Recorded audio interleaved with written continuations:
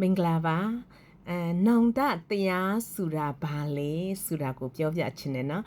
နောင်တတရားဆိုတာယုံကြည်ခြင်းနဲ့လက်ခံပြောင်းလဲလာခြင်းဖြစ်တယ်ဘာကိုယုံတယ်လဲယေရှုခရစ်တော်ကမိမိကယ်တင်ပိုင်ရှင်ဖြစ်တဲ့အခါမှာယေရှုပြောတဲ့အတိုင်းယေရှုနီးတူဤလောကမှာအသက်ရှင်လာတဲ့အခါမှာအဲ့ဒီယေရှုကိုလက်ခံပြီးယုံကြည်ခြင်းနဲ့ပြောင်းလဲလာတာအဲ့ဒါနောင်တတရားဆိုတာယုံကြည်ခြင်းနဲ့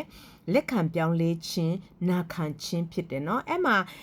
မဿဲအခန်းကြီး18နှစ်မှာပြောထားတယ်လေဆိုတော့တငယ်လူကျမတို့က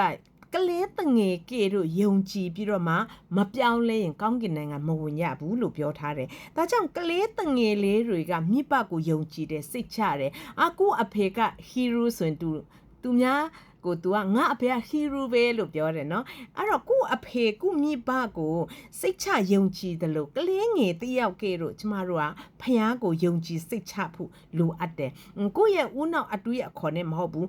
ဖျားသခင်ကတမန်ကျမ်းစာထဲမှာကျမတို့ဂတိတော်တွေပေးထားတဲ့အရာကိုယုံကြည်ဖို့လိုအပ်တယ်ဒါကြောင့်အဲ့ဒီယေရှုခရစ်တော်ကတမန်တရားဖြစ်တဲ့အတွက်အဲ့ဒီယေရှုခရစ်တော်နဲ့တွေ့တဲ့တူတိုင်းကလွတ်ချင်းခံစားရတာဖြစ်တယ်။ဒါကြောင့်မလို့ဒီနေ့အဲ့ဒီဓမ္မတရားကိုတည်ရင်ဓမ္မတရားတည်ကိုလွတ်လိမ့်မယ်လို့ပြောတဲ့အခါမှာဝိညာဉ်ပိုင်းဆိုင်ရာလွတ်မြောက်တယ်လို့အကျင့်စာရတပိုင်းဆိုင်ရာမှာလည်းလွတ်မြောက်ခြင်းခံရတာဖြစ်တယ်။ဒါကြောင့်မလို့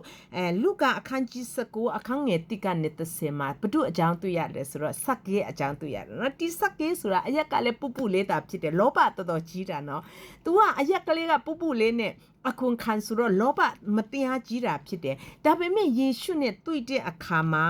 तू ကလေဒီလောဘရမကြီးချင်းကနေလွတ်မြောက်ခြင်းခံစားရတာဖြစ်တယ် तू ကပြောတယ်မတရားယူထားတဲ့ဟာလေးဆပြန်ပေးမယ်ဒါ तू နောင်တတရားရလာတဲ့အခါမှာနောင်တတရားဆိုတာယုံကြည်ခြင်းနဲ့လက်ခံပြောင်းလဲလာတဲ့အခါမှာ